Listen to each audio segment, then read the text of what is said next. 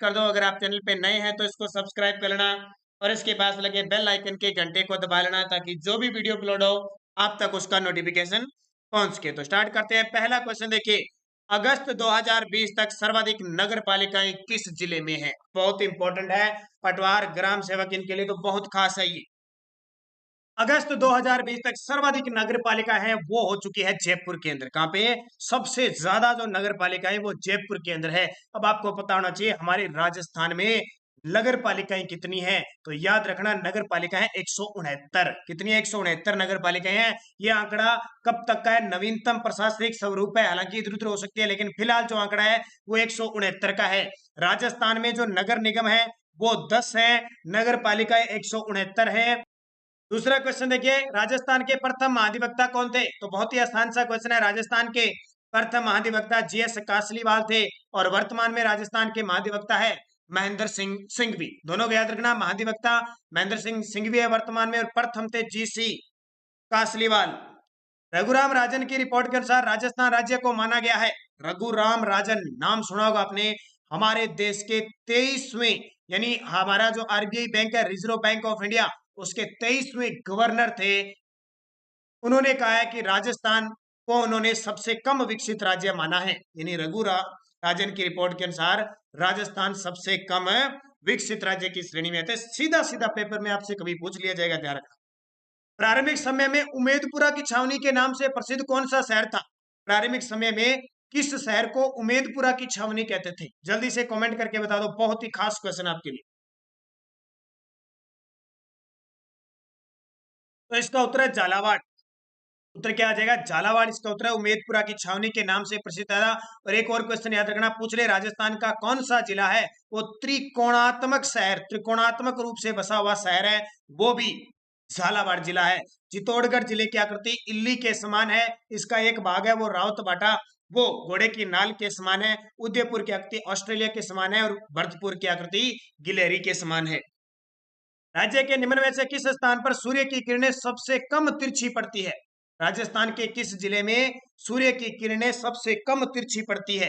देखिए, ये हमारा राजस्थान है और इस राजस्थान की चर्चा करें, यहां से कर्क रेखा गुजरती है, तो जहां कर्क रेखा के पास जो क्षेत्र है वो तो सीधी किरणें पड़ती है उनपे सर्वाधिक, लेकिन जितना दूर जाएंगे उतनी तिरछी पड़ेगी।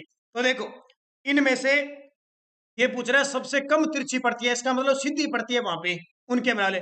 दौसा, पाली, भरतपुर, जोधपुर। कितना इंपॉर्टेंट, देखो पाली इसका उत्तर हो जाएगा क्योंकि पाली यहाँ पे है, जोधपुर यहाँ पे है और दौसा यहाँ पे और भरतपुर यहाँ पे है। तो इस कर्क रेखा के हिसाब से सबसे कम तिरछी कहां पड़ेगी? पाली के अंदर पड़ेगी। कितना इंपॉर्टेंट है देखिए।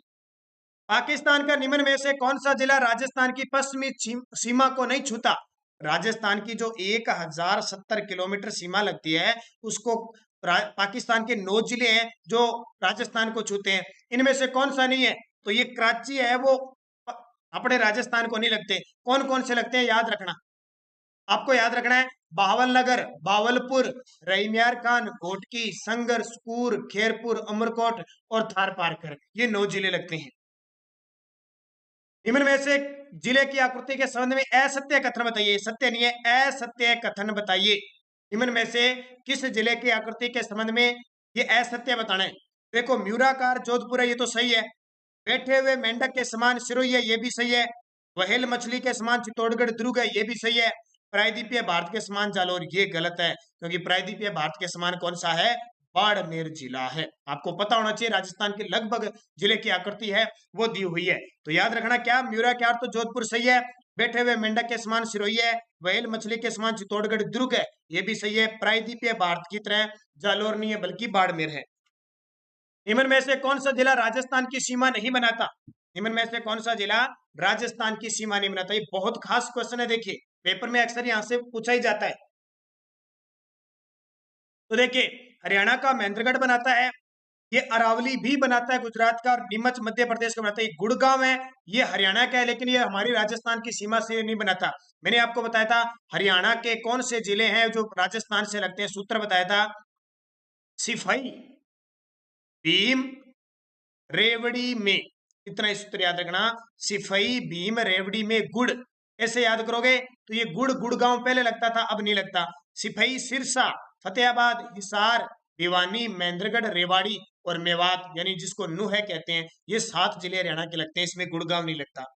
राजस्थान से लगने वाले राज्यों का अवरोही क्रम बताना है। देखिए कितना इंपॉर्टेंट है, मैं यहाँ पे लिख देता हूं। अवरोही क्रम की जब भी बात होती है, मध्य प्रदेश 1600 किलोमीटर, उसके बाद में हरियाणा 1262 किलोमीटर, उसके बाद में लगता है गुजरात 1022 किलोमीटर, फिर लगता है यूपी 877 किलोमीटर, और फिर लगता है पंजाब 89 किलोमीटर। इसने पूछा अवरोही का मतलब होता है घटते क्रम में, तो सबसे ज्यादा लगेगी मध्य प्रदेश की, फिर लगेगी हरियाणा की, फिर गुजरात की और उत्तर प्रदेश की, तो उत्तर ये हो जाएगा। राजस्थान का 33वां जिला कब स्थापित हुआ? देखिए इंपॉर्टेंट क्वेश्चन है, अच्छे तरीके से इनको पढ़ना है, निश्चित तौर पे यहाँ से इस प्रकार के क्वेश्चन है। 30वां जिला, तो आपको दिमाग में होगा ना कि 30वां जिला कौन सा था, तो आप बता दोगे। उत्तर हो जाएगा इसका 1991 में। देखो 28वां 29वां 30वां और 31वां, ठीक हो गया। 28वां 29वां और 30वां तीनों एक साथ बने थे। भैरव सिंह शेखावत उस समय मुख्यमंत्री थे। सूत्र याद रखना, BDR 12 रासमंद, तीनों की तारीख है 10 अप्रैल 1991। याद रखना 10 अप्रैल 1991, उत्तर हो जाएगा 1991। 30वां जिला रासमंद बना था। 1982 को कौन सा जिला बना? धौलपुर। 1994 को कौन सा बना? हनुमानगढ़। 1997 को कौन सा बना? करौली। निम्न में से किस जिले की सीमा पाली जिले से नहीं लगती है? अब मैंने आपको बहुत बार बता दिया कि पाली जिले से राजस्थान के 8 जिलों की सीमा लगती है। कौन सा है जिसके साथ नहीं लगती? देखो इधर नागौर लग रहा है, इधर जोधपुर लग रहा है, ठीक है, इस साइड राजसमंद लग रहा है, ये टोंक बहुत दूर रह गया, इधर रह गया टोंक, तो रह जाएगा टोंक। राजस्थान का क्षेत्रफल की दृष्टि से सबसे छोटा जिला कौन सा है? अब आपने नाम तो सुना है सबसे छोटा धौलपुर है, लेकिन अगर ऑप्शन में नहीं हो तो क्या करोगे आप? आपने सुना है कि राजस्थान का सबसे छोटा जिला धौलपुर है, फिर आपने सुना है राजस्थान का दूसरा सबसे छोटा जिला दौसा है, लेकिन यहाँ पे ऑप्शन नहीं है, तो याद रखना डूंगरपुर। आपको याद रखना है सबसे छोटा जिला क्षेत्रफल की दृष्टि से धौलपुर, फिर दौसा, फिर डूंगरपुर, फिर प्रतापगढ़। सर्वाधिक लिंगानुपात वाला संभाग कौन सा है? सर्वाधिक लिंगानुपात वाला संभाग है उदयपुर संभाग, क्योंकि डूंगरपुर, राजसमंद, चित्तौड़गढ़ इनका लिंगानुपात बहुत है। संभागीय व्यवस्था को पुनः शुरू करने वाले मुख्यमंत्री कौन थे? संभागीय व्यवस्था को पुनः शुरू करने वाले मुख्यमंत्री, इनके जवाब जल्दी जल्दी से देते रहो। 1983 की बात है, राजस्थान के चाणक्य हरिदेव जोशी, मुख्यमंत्री हरिदेव जोशी के समय संभागीय व्यवस्था शुरू हुई थी। शुरुआत होती है 1949 में, फिर 1962 में क्या होता है, जो अपने मोहनलाल सुखाड़िया जी है वो बंद कर देते हैं संभागीय व्यवस्था को, लेकिन 1987 में वापस हरिदेव जोशी जी वापस इसको शुरू करते हैं और छठा संभाग बना देते हैं अजमेर संभाग को। अब मुझे कमेंट करके बताना है कि सातों संभागों में भरतपुर संभाग कब बना और उस समय मुख्यमंत्री कौन थे, इसका जवाब कमेंट में देना है। प्रशासनिक वर्गीकरण के आधार पर असत्य बताइए। प्रशासनिक वर्गीकरण देखो, ये पटवार, ग्राम सेवक, वनपाल, वन रक्षक और राजस्थान पुलिस के लिए बहुत खास है, ऐसे ही पेपर पिछले एग्जामों में पूछे गए हैं। लोकसभा सीट हमारी 25 है, जिला प्रमुख हमारे 33 है और नगर परिषद 34 है, लेकिन नगर निगम चेंज हो गए, 7 की जगह कितने हो गए? 10 हो गए, तो ये असत्य है। राजस्थान में अक्षांश और देशांतर रेखाएं जहां मिलती है वह जिला कौन सा है? देखिए कितना इंपॉर्टेंट क्वेश्चन है कि अक्षांश रेखा और देशांतर रेखा जहां मध्य मिलती है वो क्षेत्र कौन सा है? नागौर। इसीलिए तो हम क्या कहते हैं कि राजस्थान का नागौर किसे कहा जाता है, सॉरी, राजस्थान का मध्यवर्ती जिला है नागौर का मकराना गांव। यहाँ 74 डिग्री देशांतर रेखा कौन सी और लगभग 26 डिग्री देशांतर रेखा दोनों का मिलन होता है इस नागौर में, याद रखना। दोनों यानी दोनों क्या करती है, मध्यवर्ती जिले में है, और दोनों की खास बात कि राजस्थान को 2 भागों में बांटती है, तो उत्तर क्या हो जाएगा? नागौर। और 70 डिग्री पूर्वी देशांतर जैसलमेर से गुजरती है, 76 डिग्री पूर्वी देशांतर जयपुर से गुजरती है, और कर्क रेखा डूंगरपुर के लास्ट चीखली गांव से गुजरती है। राजस्थान के उत्तर पूर्व से दक्षिण पश्चिम के विकर्ण की लंबाई कितनी है? ये बहुत इंपॉर्टेंट है। ये देखिए राजस्थान का उत्तर से दक्षिण, ये क्या पूछ रहा है? उत्तर पूर्व से दक्षिण पश्चिम, यानी ये पूछ रहा है ये उत्तर पूर्व से दक्षिण पश्चिम, तो इसकी लंबाई ध्यान रखना 784 किलोमीटर विकर्ण की। जब आपसे पूछे उत्तर पश्चिम से और दक्षिण पश्चिम की लंबाई की, दक्षिण पूर्व की लंबाई कितनी है? 850 किलोमीटर। जब आपसे पूछे उत्तर से दक्षिण की लंबाई कितनी है? 826 किलोमीटर, 869 किलोमीटर, और दक्षिण ये पश्चिम से पूर्व की है 826 किलोमीटर। तो याद रखना पेपर में पूछे जाते हैं। कर्क रेखा राजस्थान के किन दो जिलों से गुजरती है? अब आपको पता है कर्क रेखा डूंगरपुर और बांसवाड़ा से गुजरती है। जब आपके पास ऑप्शन नहीं हो तो उत्तर क्या लगाओगे आप? देखते हैं कितने विद्यार्थी इसका उत्तर लगाते हैं। जल्दी से लगाना उत्तर। इसका सही जवाब क्या दे पाते हो?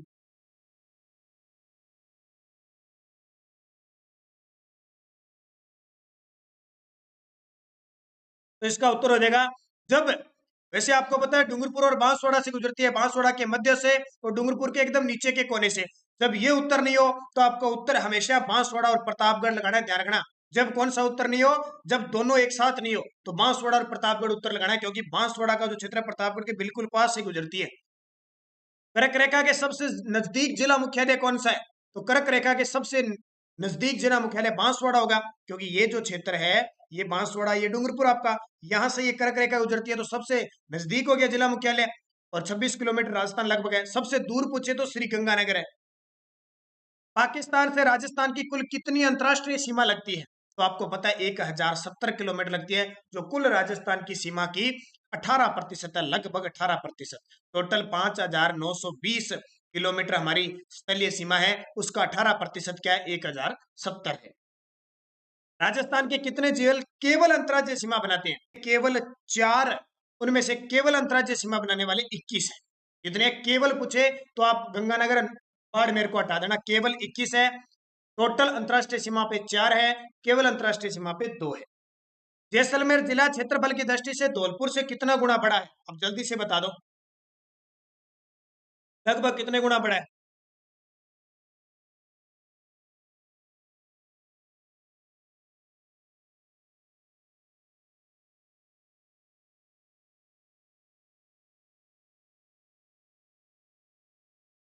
तो उत्तर बता दिया होगा आपने। जब आप जैसलमेर का पता है ना 38,401 वर्ग किलोमीटर है, और धौलपुर का पता है 3,034 वर्ग किलोमीटर है। अगर इन दोनों का अंतर देखें कितने गुना है तो ये लगभग 12.66 गुना बड़ा है जैसलमेर धौलपुर से। राजस्थान के उत्तर और दक्षिण स्थित में कौन से गांव स्थित है? ये देखो राजस्थान बन गया, इसके उत्तर में और दक्षिण में कौन से गांव है? तो उत्तर में श्री गंगानगर जिले की तहसील है श्री गंगानगर का कोणा गांव है, और बांसवाड़ा की कुशलगढ़ तहसील का बोरकुंडा गांव है। तो उत्तर हो जाएगा कोणा गांव उत्तर में है, और दक्षिण में कौन सा है? बोरकुंडा गांव। अच्छा, पूर्व में कौन सा है? तो पश्चिम में कौन सा? सॉरी, पश्चिम में कटरा गांव है, और पूर्व में कौन सा? राजाखेड़ा तहसील की चिलाना गांव है। मध्य प्रदेश के किस जिले की सीमा राजस्थान से नहीं लगती? आपको पता है मध्य प्रदेश के 10 जिले हैं जिनकी सीमा राजस्थान से लगती है। सूत्र बता देता हूं। जार, झारमनी, आरा, ऊ, शीस, मुंह, ये सूत्र अगर याद कर लिया ना तो 10 जिले मध्य प्रदेश लगते हैं। बता देता हूं कौन कौन से। झारमनी, आरा, गू, शीस, मुंह। सूत्र याद हो करना, नहीं तो रट लेना इस सूत्र को। मैं कहता हूं पेपर में बड़े काम आते हैं। अब एक को मैंने लिख दिया, झाबुआ, रतलाम, मंदसौर, नीमच, अगरमालवा, राजगढ़, गुन्ना, शिवपुरी, श्योपुरी, मुरैना। इस 10 में से कोई बाहर है तो देख लो महोबा है, तो ये नहीं लगता। तेरह ताली नृत्य में किस लोक देवता का यशोगान किया जाता है? अब पता है तेरह ताली नृत्य में कौन से लोक देवता? तो रामदेव जी के लिए कामड़िया पंथ की महिलाएं मंजीरा वाद्य यंत्र के साथ तेरह ताली नृत्य करती है। 1857 की क्रांति की लोक देवी माना जिसकी मूर्ति को अंग्रेज अजमेर ले गए। 1857 की लोक देवी कौन है जिसको मूर्ति है अंग्रेज अजमेर ले गए? वो कौन से? सुगाली माता, 54 हाथ और 10 सिर वाली देवी, अव्वा के ठाकुर कुशाल सिंह की देवी। अलवर क्षेत्र की लोक देवी के रूप में किसे मानता है? देखो पेपर में ऐसे प्रश्न आते हैं, आपका गलत नहीं होना चाहिए। मैं एक ही बात करूं, अच्छे तरीके से पढ़ो कि सिंपल पेपर। और ये बात सबसे ज्यादा अगर दिमाग में आती है तो रीट के विद्यार्थी पूछ लेना, आपके आसपास जो विद्यार्थी हैं, दो दो दो दो साल हो गए उनको तैयारी करते हुए, उनके नंबर देखो। कुछ एक अपवाद है जिनके खूब सारे नंबर है, बहुत सारे विद्यार्थी हैं उनके नंबर नहीं बन रहे और 2 साल हो गए तैयारी करते हुए। क्यों? क्योंकि जो सिंपल क्वेश्चन था वो गलत करके आ गए। इसलिए मैं आपको बार बार समझा रहा हूं, जितने भी विद्यार्थी हैं पढ़ो चाहे कम, सिंपल चीजें पढ़ो, क्वेश्चन वो पढ़ो, और जो पढ़ो अच्छे तरीके से पढ़ो। ज्यादा गहराई से जाओगे तो मरोगे, मात खाओगे आसान क्वेश्चनों में। बस ये दिमाग में रखो, आसान और बढ़िया जो पेपर के लायक, जो ध्यान में रखकर कि वर्तमान में पेपर किस प्रकार के आ रहे हैं, उसी प्रकार से तैयारी करो। अलवर क्षेत्र की लोक देवी है जिलानी माता। 3 माता अलवर की याद रखनी है, जिलानी माता, नारायणी माता और धोला देवी माता। तीनों माता अलवर की है, ध्यान रखना। इस लोक देवता के बारे में मान्यता है कि उनकी पूजा करने वाले भोपों की वंशवृद्धि नहीं होती है। अब कौन से लोक देवता है जिनकी पूजा करने वाले जो भोपे होते हैं ना, उनकी वंशवृद्धि नहीं होती है? तो मेहाजी मांगलिया है, ये मांगलिया समाज के इष्ट देवता है मेहाजी मांगलिया। और ये भोपे क्या करते हैं, अपनी संतान गोद लेके वंश चलाते हैं। मेहाजी मांगलिया जिनका घोड़ा है किरड काबरा, ठीक है, किरड काबरा। मारवाड़ के पंचपीरों में किसका प्रमुख स्थान बेंगटी गांव फलोदी जोधपुर में है? बेंगटी गांव फलोदी जोधपुर में हड़बूजी बहुत प्रसिद्ध है। इनका जन्म तो हुआ था बुंडेल नागौर में, लेकिन इनका पूजा स्थल है बेंगटी फलोदी में। शकुन शास्त्र के ज्ञाता, इनके आशीर्वाद से मेवाड़ के शासक ने जो मंडोर है वो सॉरी जोधपुर के शासक जोधा ने मंडोर मेवाड़ से आजाद करवाया था। देवनारायण जी की फड़ कौन बांधता है?